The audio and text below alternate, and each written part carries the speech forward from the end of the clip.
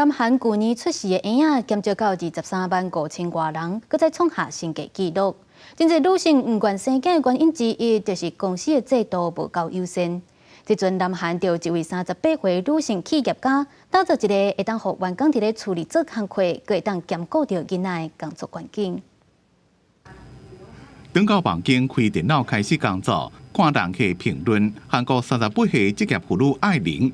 伫咧新冠疫情进前的2017年，就开一间婴仔爱军式的公司，找一寡兼职的人员，和有囡仔的员工会当伫咧厝内工作。아이를 사실 재택근무를 시작한 것도 제가 저희 아이들이 커가는 것을 곁에서 지켜보기 위해서거든요.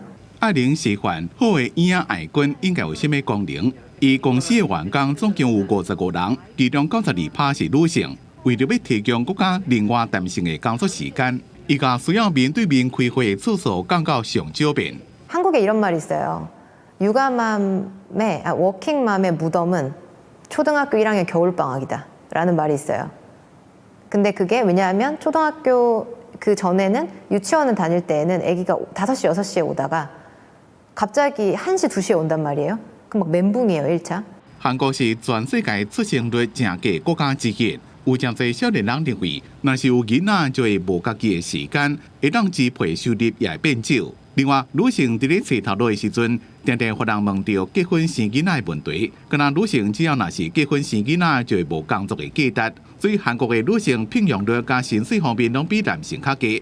虽然政府要提出补助的方法，不过也是正歹改变社会长久以来的环境。 사회적으로 그걸 굉장히 가치 있게 생각을 해주고 배려해주고 이해해주고 당연하게 생각해주는 그런 문화가 저는 필요하다고 생각해요.